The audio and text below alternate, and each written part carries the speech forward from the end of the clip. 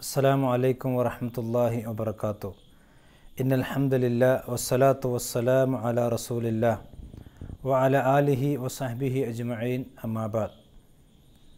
സ്നേഹം നിറഞ്ഞ പ്രേക്ഷകരെ, സഹോദരങ്ങളെ, അള്ളാഹുവിൻ്റെ അപാരമായ അനുഗ്രഹങ്ങൾ നിറഞ്ഞൊഴുകിക്കൊണ്ടിരിക്കുന്ന വിശുദ്ധ റമദാനിൻ്റെ ദിനരാത്രങ്ങളിലൂടെയാണ് നമ്മൾ കടന്നുപോയിക്കൊണ്ടിരിക്കുന്നത്. ഒരു റമദാനിൽ ആരോഗ്യത്തോടുകൂടി ജീവിക്കുവാൻ ഭാഗ്യം ലഭിക്കുക എന്നത് അള്ളാഹു ഒരു മനുഷ്യന് കൊടുക്കുന്ന ഏറ്റവും വലിയ അനുഗ്രഹങ്ങളിൽ ഒന്നാണ്. വിശുദ്ധ റമദാനിൽ ആരോഗ്യത്തോടുകൂടി ജീവിക്കുവാൻ ഭാഗ്യം ലഭിച്ചിട്ടും ആ റമദാനിൻ്റെ ചൈതന്യം വേണ്ട വിധത്തിൽ ഉൾക്കൊള്ളുവാനോ ആ റമദാനിൽ ഒരു മാറ്റത്തിനോ തയ്യാറില്ലാത്ത ഒരുപാട് സഹോദരങ്ങളെ നമുക്ക് കാണാൻ കഴിയും. യഥാർത്ഥത്തിൽ അള്ളാഹുവിൻ്റെ പ്രവാചകൻ സല്ലല്ലാഹു അലൈഹി വസല്ലമ റമദാൻ മാസം വന്നു കഴിഞ്ഞാൽ ആ പ്രവാചകൻ്റെ ജീവിതം എങ്ങനെയായിരുന്നു എന്നുള്ളത് ഒരു വിശ്വാസി പഠിച്ച് മനസ്സിലാക്കേണ്ടതാണ്. കാരണം അല്ലാഹു സുബ്ഹാനഹു വ തആല വിശുദ്ധ ഖുർആനിൽ പഠിപ്പിച്ചത് ലഖദ് കാന ലക്കും ഫീ റസൂലില്ലാഹി ഉസ്വത്തുൻ ഹസന, നിങ്ങൾക്ക് അള്ളാഹുവിൻ്റെ പ്രവാചകനിൽ ഉത്തമമായ മാതൃകയുണ്ട് എന്നതാണ്. റമദാനിലെ പ്രവാചകൻ്റെ ജീവിതത്തിൽ ഒരു വിശ്വാസിയായ മനുഷ്യന് ഒരുപാട് പാഠങ്ങൾ പഠിക്കുവാനുണ്ട്. വിശുദ്ധ റമദാൻ സമാഗതമായി കഴിഞ്ഞാൽ ആരാധനകൾ നിർവഹിക്കുന്നതിന് വേണ്ടി ഭൂമി ലോകത്തും ആകാശലോകത്തും അല്ലാഹു സുബ്ഹാനഹു വ തആല ചില മാറ്റങ്ങൾ വരുത്തുകയാണ്. പ്രവാചകൻ സല്ലല്ലാഹു അലൈഹി വസല്ലം വിശദീകരിച്ചു, റമദാൻ മാസം വന്നു കഴിഞ്ഞാൽ സ്വർഗത്തിൻ്റെ കവാടങ്ങൾ അല്ലാഹു തുറന്നു വെക്കും, നരകത്തിൻ്റെ കവാടങ്ങളെ അല്ലാഹു സുബ്ഹാനഹു വ തആല അടച്ചു വെക്കും. അതേപോലെ ആകാശലോകത്തിൽ നിന്ന് മാലാഖമാർ എല്ലാ രാവിലും പകലിലും വിളിച്ചു പറയും, യാ ബാഗിയൽ ഖൈർ അഖ്ബിൽ, നന്മ ഉദ്ദേശിക്കുന്നവരെ നിങ്ങൾ മുന്നിലേക്ക് വരിക. വയാ ബാഗിയ ശർ അഖ്സിർ, തിന്മ ഉദ്ദേശിക്കുന്നവരെ നിങ്ങൾ പിറകിലേക്ക് പോവുക, നിങ്ങളുടെ തിന്മകളെ ചുരുക്കുക എന്ന് എല്ലാ ദിനരാത്രങ്ങളിലും മാലാഖമാർ വിളിച്ചു പറയുമെന്ന് പ്രവാചകൻ സല്ലല്ലാഹു അലൈഹി വസല്ലം വിശദീകരിച്ചു. റമദാനിനെ സ്വീകരിക്കുവാൻ ആകാശലോകത്തുള്ള ഒരുക്കങ്ങളാണ് ഇതെങ്കിൽ ഭൂമിയിലും ചില മാറ്റങ്ങൾ അള്ളാഹു വരുത്തുന്നുണ്ട്. പ്രവാചകൻ്റെ ഹദീസുകളിൽ കാണാം, റമദാൻ മാസമായി കഴിഞ്ഞാൽ സുഫിദത്ത് ഷയാത്തീൻ, പിശാചുക്കളെ അള്ളാഹു സുബ്ഹാനഹു വ തആല ബന്ധിപ്പിക്കുകയാണ്. വമർദത്തുൽ ജിന്ന്, ജിന്നുകളെ കൂട്ടത്തിൽ വലിയ വലിയ പോക്കിരികളായ മല്ലന്മാരായ ആളുകളെ അള്ളാഹു പിടിച്ചുകൊണ്ട് ബന്ധിക്കുകയാണ്. അപ്പോൾ ഒരു വിശ്വാസിയായ മനുഷ്യന് ഇബാദത്തുകൾ നിർവഹിക്കുവാൻ ആകാശലോകത്തും ഭൂമി ലോകത്തും അള്ളാഹു സൗകര്യങ്ങൾ ഒരുക്കി അവൻ്റെ റമദാൻ വിശ്വാസിക്ക് ഒരു കൂടുതൽ നന്മകളിലേക്ക് മുന്നേറുവാനുള്ള സാഹചര്യം അള്ളാഹു ഒരുക്കുകയാണ്.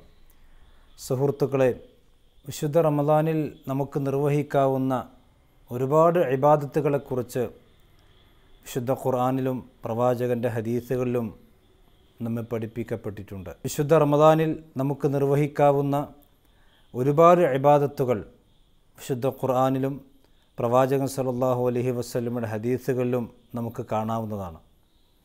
അതിലേറ്റവും പ്രധാനപ്പെട്ടത് നോമ്പ് തന്നെയാണ്. ഷഹ്റു റമദാൻ അല്ലദി ഉൻസില ഫീഹിൽ ഖുർആൻ, ഖുർആൻ അവതരിപ്പിക്കപ്പെട്ട മാസമാണ് വിശുദ്ധ റമദാൻ മാസം. ഫമൻ ഷഹിദ മിൻകുമുശ്ശഹ്റ ഫൽയസുംഹു, അതുകൊണ്ട് ആ മാസം നിങ്ങളാരെങ്കിലും സാക്ഷികളായിട്ടുണ്ടെങ്കിൽ അവൻ അതിൽ നോമ്പനുഷ്ഠിക്കട്ടെ എന്ന് വിശുദ്ധ ഖുർആനിൻ്റെ കൽപ്പനയാണ്. വിശുദ്ധ റമദാനിൽ നമുക്ക് നിർവഹിക്കാവുന്ന ഏറ്റവും നല്ല ഇബാദത്ത് നോമ്പാണ്. പ്രവാചകൻ സല്ലല്ലാഹു അലൈഹി വസല്ലം പറഞ്ഞു, മൻ സ്വാമ റമദാന ഈമാന വഹ്തിസാബൻ ഗുഫിറ ലഹു മാ തഖദ്ദം മിൻ ദംബിഹി, ഒരു മനുഷ്യൻ വിശ്വാസത്തോടും പ്രതിഫലം ആഗ്രഹിച്ചുകൊണ്ടും അവൻ നോമ്പനുഷ്ഠിക്കുകയാണെങ്കിൽ അവൻ്റെ ജീവിതത്തിൽ കഴിഞ്ഞുപോയ തിന്മകൾ അള്ളാഹു പുറത്തു കൊടുക്കുമെന്ന് പ്രവാചകൻ സല്ലല്ലാഹു അലൈഹി വസല്ലം വിശദീകരിച്ചിട്ടുണ്ട്. സഹോദരങ്ങളെ, നമ്മളെല്ലാവരും നോമ്പനുഷ്ഠിച്ചു കൊണ്ടിരിക്കുന്നുണ്ട്. രാവിലെ മുതൽ വൈകുന്നേരം വരെ ഭക്ഷണപാനീയങ്ങൾ ഒഴിവാക്കി അള്ളാഹുവിൻ്റെ തൃപ്തി കാംക്ഷിച്ചുകൊണ്ട് നമ്മൾ നോമ്പനുഷ്ഠിക്കുന്നു. യഥാർത്ഥത്തിൽ ഈ റമദാനിൽ നമ്മൾ ചെയ്തുകൊണ്ടിരിക്കുന്ന ഏറ്റവും പ്രധാനപ്പെട്ട ഈ കർമ്മത്തെപ്പോലും അതിൻ്റെ ചൈതന്യം ഉൾക്കൊള്ളുകൊണ്ട് ചെയ്യുവാൻ നമുക്ക് കഴിയുന്നുണ്ടോ എന്നുള്ളത് നമ്മൾ ഓരോരുത്തരും ആത്മവിമർശനം നടത്തി പരിശോധിക്കേണ്ട കാര്യമാണ്. കാരണം നമ്മുടെ വയറുകൾക്ക് നമ്മുടെ പാനീയങ്ങൾ കുടിക്കുന്നതിൽ നമുക്ക് നോമ്പുണ്ടെങ്കിലും നമ്മുടെ നാവിന് നമ്മൾ പലപ്പോഴും നോമ്പ് ബാധകമാക്കിയിട്ടില്ല. പ്രവാചകൻ സല്ലല്ലാഹു അലൈഹി വസല്ലമ ഈ വിഷയത്തിൽ എത്രമാത്രം ഗൗരവത്തോടു കൂടിയാണ് സംസാരിച്ചത്. മല്ലം യദ ഖൗല സൂരി വൽ അമല ബിഹി, ആരെങ്കിലും വേണ്ടാത്ത സംസാരങ്ങൾ ഒഴിവാക്കുന്നില്ല, വേണ്ടാത്ത പ്രവൃത്തികൾ ഒഴിവാക്കുന്നില്ല എങ്കിൽ ഫലൈസ ലില്ലാഹി ഹാജത്തൻ ഫി അൻ യദഅ തആമഹു വ ശറാബഹു, അവൻ ഭക്ഷണപാനീയങ്ങൾ ഒഴിവാക്കണമെന്ന് അള്ളാഹുവിന് യാതൊരു ആവശ്യവുമില്ല. അപ്പോൾ വിശുദ്ധ റമദാനിൽ നമ്മുടെ നോമ്പ് ഏറ്റവും വലിയ ഇബാദത്തായ നമ്മുടെ നോമ്പ് സാർത്ഥകമാകണമെങ്കിൽ, അതിൻ്റെ പ്രതിഫലം പൂർണ്ണമായി നമുക്ക് ലഭ്യമാകണമെങ്കിൽ നമ്മുടെ നാവിനെ, നമ്മുടെ സംസാരത്തെ, നമ്മുടെ പ്രവൃത്തിയെ നമ്മൾ നിയന്ത്രിക്കേണ്ടതുണ്ട്. നാവിന് കടിഞ്ഞാൻ ഇട്ടെങ്കിൽ മാത്രമേ നോമ്പുകാരനാവുകയുള്ളൂ. എത്രത്തോളം എന്ന് ചോദിച്ചാൽ പ്രവാചകൻ്റെ ഒരു വചനത്തിൽ കാണാം, ഒരു മനുഷ്യൻ വഇൻ സാബഹു അഹദുൻ, ഒരു മനുഷ്യൻ അവൻ ചീത്ത പറഞ്ഞു, മറ്റൊരു മനുഷ്യൻ അവനുമായി ശണ്ട കൂടാൻ വന്നു, ഫല്യഖുൽ, അവൻ ഈ നോമ്പുകാരനായ വ്യക്തി പറയേണ്ടത് ഇന്നി സ്വായിം, ഞാൻ നോമ്പുകാരനാണ് എന്നാണ്. ഒരു റമദാനിൻ്റെ പകലിലോ അല്ലെങ്കിൽ രാത്രിയിലോ റമദാൻ മാസത്തിൽ അനാവശ്യമായ ഒരു വാക്ക്, അനാവശ്യമായൊരു പ്രവൃത്തി, അനാവശ്യമായൊരു നോട്ടം ഒരു വിശ്വാസിക്ക് ഒരിക്കലും ഭൂഷണമല്ല. അത് അവൻ്റെ നോമ്പിനെ സാരമായ രീതിയിൽ തന്നെ ബാധിക്കുന്നതാണ്. അപ്പോൾ റമദാനിലെ ഏറ്റവും പ്രധാനപ്പെട്ട ഇബാദത്ത് നോമ്പ്, അത് സാർത്ഥകമാകണമെങ്കിൽ വളരെയധികം ശ്രദ്ധ നമ്മൾ പുലർത്തിയേ മതിയാകും. പലപ്പോഴും റമദാൻ പകലായി കഴിഞ്ഞാൽ, പ്രത്യേകിച്ചും ജോലി തിരക്കുകളില്ലാത്ത ആളുകളെ അനാവശ്യമായി ഗീബത്ത് പറയുകയും അനാവശ്യങ്ങൾ പറയുകയും ആ മറ്റുള്ളവരുടെ അഭാവത്തിൽ അവൻ്റെ കുറ്റങ്ങളും കുറവുകളും ചുഴിഞ്ഞന്വേഷിച്ച് അതിൻ്റെ പിന്നാലെ കൂടി റമദാനിൻ്റെ പകലുകൾ കഴിച്ചു കൂട്ടുന്ന ദുഃഖകരമായ കാഴ്ചയാണ് മഹാഭൂരിപക്ഷത്തിൽ നമുക്ക് കാണാൻ കഴിയുന്നത്. ഇത് യഥാർത്ഥത്തിൽ നോമ്പിനെ ബാത്തിലാക്കി കളയുന്ന കാര്യമാണ് എന്നുള്ളത് പലപ്പോഴും മനസ്സിലാക്കുന്നില്ല. ഭക്ഷണപാനീയങ്ങൾ കഴിച്ചാൽ മാത്രമേ നോമ്പിന് കുഴപ്പം സംഭവിക്കുകയുള്ളൂ എന്ന ഒരു മിഥ്യാധാരണ സമൂഹത്തെ പിടികൂടിയിട്ടുണ്ട് എന്നുള്ളതൊരു യാഥാർത്ഥ്യമാണ്. ഭക്ഷണം കഴിച്ചാൽ എപ്രകാരം നോമ്പിനെ ഫസാദിലാക്കുമോ അപ്രകാരം തന്നെയാണ് ഒരു മനുഷ്യന് ചീത്ത പറഞ്ഞു, അല്ലെങ്കിൽ ഒരു മനുഷ്യനെ വേദനിപ്പിച്ചു, അല്ലെങ്കിൽ മറ്റൊരു മനുഷ്യനെ അയാൾ അന്യായമായി ആക്രമിച്ചു, ഇതും അവൻ്റെ നോമ്പിനെ നിഷ്ഫലമാക്കി കളയുന്ന പ്രവർത്തനമാണ്. റമദാൻ മാസത്തിൽ നമുക്ക് ചെയ്യാവുന്ന മറ്റൊരു പ്രവർത്തനം തറാവീഹ് നമസ്കാരമാണ്, ഖിയാമുൽ ലൈൽ നമസ്കാരം. നബി കരീം സല്ലല്ലാഹു അലൈഹി വസല്ലം അതിൻ്റെ പുണ്യം നമുക്ക് വിശദീകരിച്ച് തന്നിട്ടുണ്ട്. പ്രവാചകൻ അവിടുത്തെ ഹദീസിൽ പറഞ്ഞു, മൻ ഖാമ റമദാന ഈമാന വഹ്തിസാബൻ ഗുഫിറ ലഹു മാ തഖദ്ദം മിൻ ദംബിഹി, ഒരു മനുഷ്യൻ റമദാനിൽ നിന്ന് നമസ്കരിക്കുന്നു, അള്ളാഹുവിൽ വിശ്വസിച്ചുകൊണ്ടും അവൻ്റെ പ്രതിഫലം ആഗ്രഹിച്ചുകൊണ്ട് നമസ്കരിച്ചാൽ അവൻ്റെ ജീവിതത്തിൽ കഴിഞ്ഞുപോയ ചെറിയ തിന്മകൾ അള്ളാഹു അതുമൂലം പുറത്തു കൊടുക്കുമെന്ന്. നാടുകളിൽ സാധാരണയായിക്കൊണ്ട് റമദാൻ വന്നു കഴിഞ്ഞാൽ തറാവീഹ് നമസ്കാരങ്ങൾ നടക്കാറുണ്ട്. പക്ഷേ ബഹുഭൂരിപക്ഷം ആളുകളും അവരുടെ ജോലി തിരക്കുകളോ അല്ലെങ്കിൽ മറ്റു ഏതെങ്കിലും പ്രശ്നങ്ങൾ പെട്ടുകൊണ്ട് പലപ്പോഴും ആ പള്ളികളിൽ നടക്കുന്ന തറാവീഹ് നമസ്കാരങ്ങളിൽ പോലും പങ്കെടുക്കാൻ ഭാഗ്യം ലഭിക്കാത്ത ആളുകളാണ് മഹാഭൂരിപക്ഷം ആളുകളും. അതൊരു സുന്നത്ത് നമസ്കാരമല്ലേ എന്ന് വിചാരിച്ച് അതിനെ അവഗണിച്ച് കളയുന്ന ആളുകളും ചുരുക്കമല്ല. യഥാർത്ഥത്തിൽ ഒരു വിശ്വാസി റമദാനിൽ മറ്റു കാലങ്ങളേക്കാൾ കൂടുതൽ ഇബാദത്തിൻ്റെ വിഷയത്തിൽ ശ്രദ്ധ കാണിക്കേണ്ടവരാണ്. അതുകൊണ്ട് തന്നെ തറാവീഹ് നമസ്കാരം വളരെ പ്രാധാന്യത്തോടുകൂടി നമ്മൾ ഒഴിവാക്കാതെ പാലിക്കേണ്ടതുണ്ട്. അതുമൂലം അള്ളാഹുവിൻ്റെ മുമ്പിൽ ദീർഘസമയം നിൽക്കുന്നതിലൂടെ നമ്മുടെ പാപങ്ങൾ അള്ളാഹു പുറത്തു നൽകുകയാണ്. നബി കരീം സല്ലല്ലാഹു അലൈഹി വസല്ലമ എത്രയാണ് അത് നമസ്കരിച്ചത് എന്ന് പ്രവാചകൻ്റെ കൂടെ ജീവിച്ച മഹദിയായ ആയിഷ റളിയല്ലാഹു അൻഹ വിശദീകരിച്ചിട്ടുണ്ട്. മാ കാന യസീദു ഫി റമദാന വലാ ഫി ഗൈരിഹി അലാ 11 റക്അ. പ്രവാചകൻ റമദാനിലാവട്ടെ അതല്ലാത്ത കാലങ്ങളിലാവട്ടെ 11 റക്അത്തുകൾ കൂടുതൽ പ്രവാചകൻ വർദ്ധിപ്പിച്ചിട്ടില്ല. പ്രവാചകൻ്റെ ജീവിതചര്യ നമ്മളും ചര്യയാക്കി പിൻപറ്റുക. 11 റക്അത്തുകൾ പ്രവാചകൻ കാണിച്ചതുപോലെ തറാവീഹ് നമസ്കാരങ്ങളിൽ നമ്മളും പങ്കാളികളാകാൻ ശ്രദ്ധിക്കേണ്ടതുണ്ട്. തറാവീഹ് നമസ്കാരത്തിൻ്റെ മറ്റൊരു പുണ്യം നബി കരീം സല്ലല്ലാഹു അലൈഹി വസല്ലം വിശദീകരിച്ചത്, ഒരു മനുഷ്യൻ രാത്രി ഇമാമിൻ്റെ കൂടെ നമസ്കരിക്കുന്നു ഹത്താ യൻസരിഫ്, ആ ഇമാമ് നമസ്കാരത്തിൽ നിന്ന് പിന്തിരിയുന്നത് വരെ ഇമാമിൻ്റെ കൂടെ നിന്ന് അയാൾ നമസ്കരിച്ചാൽ അയാൾക്ക് രാത്രി മുഴുവൻ നിന്ന് നമസ്കരിച്ച പ്രതിഫലം അല്ലാഹു സുബ്ഹാനഹു വ തആല രേഖപ്പെടുത്തുമെന്ന് പ്രവാചകൻ്റെ സ്വഹീഹായ ഹദീസുകൾ കാണാൻ കഴിയും. അപ്പോൾ ഇമാമുമായി ജമാഅത്തായി തറാവീഹ് നമസ്കാരം ആണ് ഏറ്റവും പുണ്യകരമായിട്ടുള്ളത്. പ്രവാചകൻ സല്ലല്ലാഹു അലൈഹി വസല്ലം പഠിപ്പിച്ചതുപോലെ രാത്രി മുഴുവൻ ഇബാദത്തെടുത്ത ഒരു മനുഷ്യൻ്റെ സ്ഥാനവും പ്രതിഫലവും ആ മനുഷ്യന് അതിലൂടെ ലഭ്യമാകുമെന്നുള്ളതാണ് ഈ വചനത്തിലൂടെ നമുക്ക് മനസ്സിലാക്കാൻ കഴിയുന്നത്. വിശുദ്ധ റമദാനിൽ നമ്മൾ ഏറ്റവും കൂടുതൽ ശ്രദ്ധിക്കേണ്ട മറ്റൊരു ഇബാദത്താണ് വിശുദ്ധ ഖുർആൻ്റെ പാരായണം. വിശുദ്ധ ഖുർആനുമായി ഏറ്റവും അടുക്കുവാൻ പറ്റിയ സമയമാണ് ഈ വിശുദ്ധ റമദാൻ മാസം. പക്ഷേ ഖേദകരമെന്ന് പറയാം, പലപ്പോഴും മുസ്ലിം സമൂഹത്തിൽപ്പെട്ട ആളുകൾ മഹാഭൂരിപക്ഷവും വിശുദ്ധ റമദാനിൽ ഒരു പ്രാവശ്യം പോലും ആ വിശുദ്ധ ഖുർആൻ പാരായണം ചെയ്ത് തീർക്കാറില്ല എന്നുള്ളത് യാഥാർത്ഥ്യമാണ്. ഒരു ഹർഫ് ഓതിയാൽ 10 പ്രതിഫലം ലഭിക്കുന്ന വിശുദ്ധ ഖുർആൻ്റെ പാരായണം ഈ റമദാൻ മാസത്തിൽ നമ്മൾ ഇടതടവില്ലാതെ രാവിലെയും വൈകുന്നേരവും നമ്മൾ അത് ശീലിക്കേണ്ടതുണ്ട്. ഈ റമദാൻ മാസത്തിലെങ്കിലും ഒരു പ്രാവശ്യം ഈ വിശുദ്ധ ഖുർആൻ ഞാൻ പൂർണ്ണമായി പാരായണം ചെയ്ത് തീർക്കുമെന്ന ഒരു ദൃഢനിശ്ചയമാണ് ഈ റമദാനിൽ നമുക്കുണ്ടാകേണ്ടത്. റമദാൻ മാസം കഴിഞ്ഞ് ആ വിശുദ്ധ ഖുർആൻ തീർക്കാതെ, ഖുർആൻ നമുക്കനുകൂലമായി സാക്ഷി നിൽക്കാതെ നമുക്ക് പ്രതികൂലമായി സാക്ഷി നിൽക്കുന്ന അവസ്ഥ എത്രമാത്രം ഭീതിജനകമാണ്. അതുകൊണ്ട് റമദാനിൽ നമ്മൾ ഖുർആനുമായി അടുക്കുവാൻ ശ്രദ്ധിക്കുക. റമദാനിൽ നമുക്ക് ചെയ്യാവുന്ന മറ്റൊരു ഇബാദത്താണ് സ്വതക്കകൾ. ധാരാളമായി കൊണ്ട് അള്ളാഹുവിൻ്റെ മാർഗത്തിൽ സ്വതക്കകൾ നിർവഹിക്കുക. നബി കരീം സല്ലല്ലാഹു അലൈഹി വസല്ലമയുടെ ജീവിതം നിങ്ങളെടുത്ത് പരിശോധിച്ച് നോക്കൂ. കാന അജ്വദുന്നാസ്, ജനങ്ങളിൽ ഏറ്റവും കൂടുതൽ ഔദാര്യവാനായി പ്രവാചകൻ സല്ലല്ലാഹു അലൈഹി വസല്ലം കാണപ്പെട്ടിരുന്നത് വിശുദ്ധ റമദാൻ മാസത്തിലാണെന്ന് അവിടുത്തെ പത്നിയായ ആയിഷ റളിയല്ലാഹു അൻഹ നമ്മെ അറിയിച്ചിട്ടുണ്ട്. നബി കരീം സല്ലല്ലാഹു അലൈഹി വസല്ലമയുടെ ജീവിതവും നമ്മുടെ ജീവിതവും തമ്മിൽ തട്ടിച്ചു നോക്കുമ്പോൾ ഒരുപാട് വ്യത്യാസങ്ങളും ഒരുപാട് അനുഗ്രഹങ്ങളുടെ വിഷയത്തിൽ തന്നെ ഏറ്റക്കുറവുകൾ നമുക്ക് കാണാൻ കഴിയും. നമ്മൾ ഇന്ന് ജീവിച്ചുകൊണ്ടിരിക്കുന്ന ഈ ചുറ്റുപാടുകളും നമ്മുടെ വീടുകളും നമ്മുടെ പരിസരങ്ങളും എല്ലാത്തിനും സൗകര്യങ്ങളടങ്ങിയ രീതിയിലാണ് നമ്മൾ സംവിധാനിച്ചിട്ടുള്ളത്.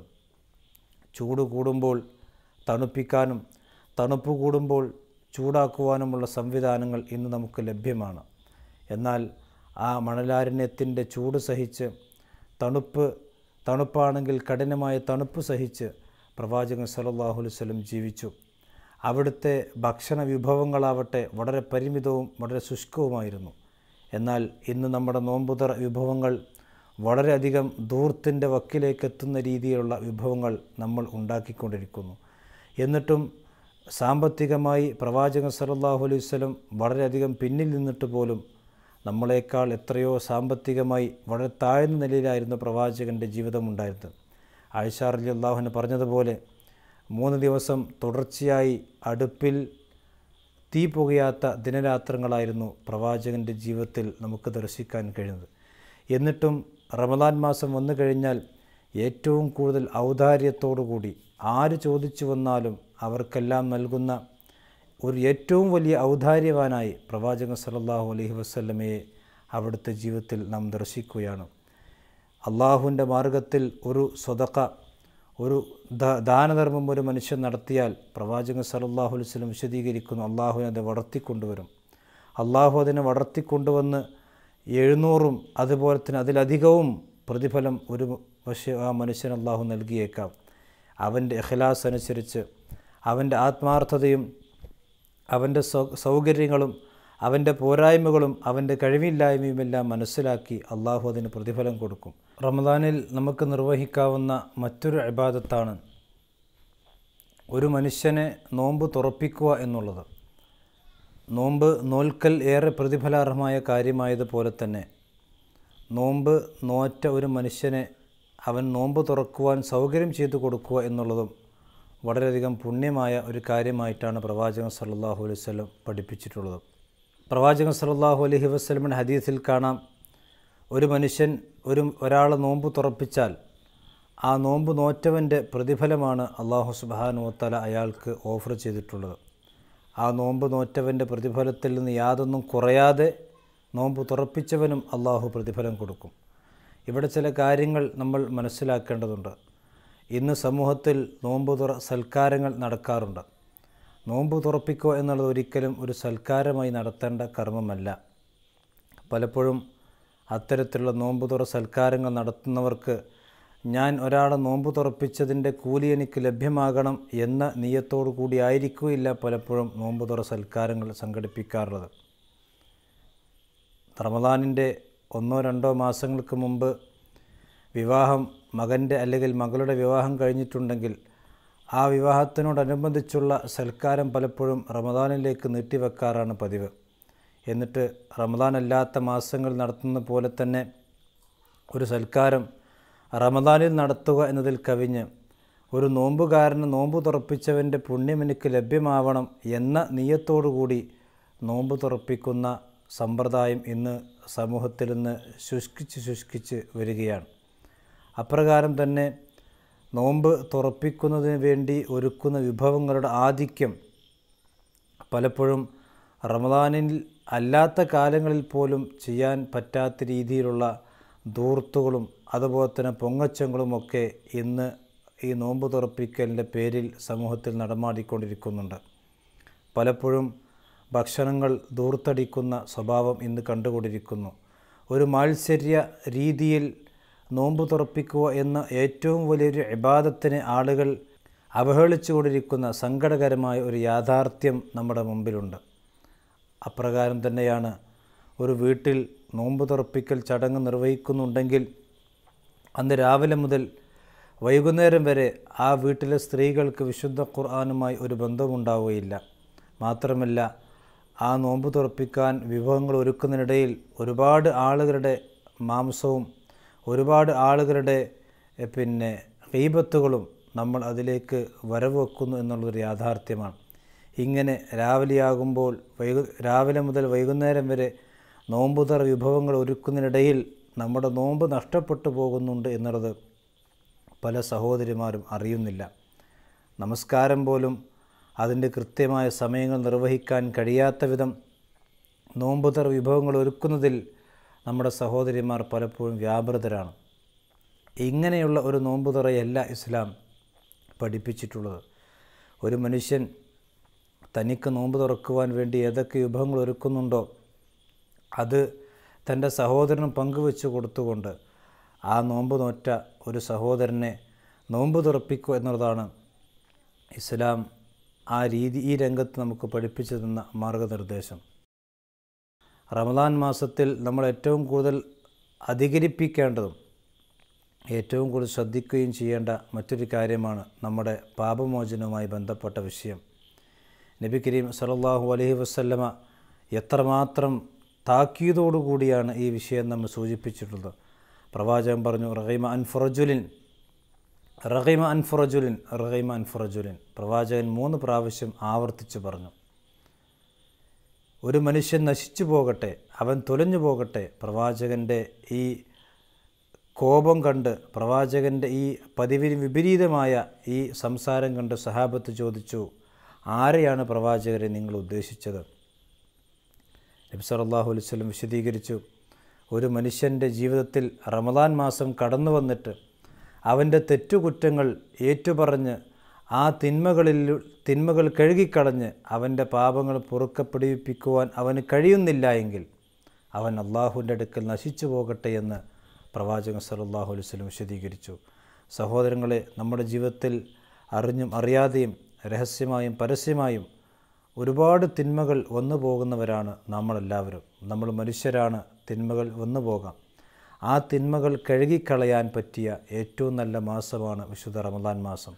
നമ്മൾ മാത്രം അറിയുന്ന, നമുക്കും പടച്ചറബിനും മാത്രം അറിയാവുന്ന ചില തിന്മകളുണ്ടാകും. ആ തിന്മകളാണ് പരസ്യമായ തിന്മകളേക്കാൾ ഒരുപക്ഷെ ഗൗരവകരമായ തിന്മകളായിക്കൊണ്ട് അള്ളാഹുവിൻ്റെ അടുക്കൽ ഉണ്ടാവുക. കാരണം നബി കരീം സല്ലല്ലാഹു അലൈഹി വസല്ലം പറഞ്ഞു, അള്ളാഹുവിൻ്റെ അടുക്കൽ ഏറ്റവും മോശപ്പെട്ട വ്യക്തികൾ ആരാണ്?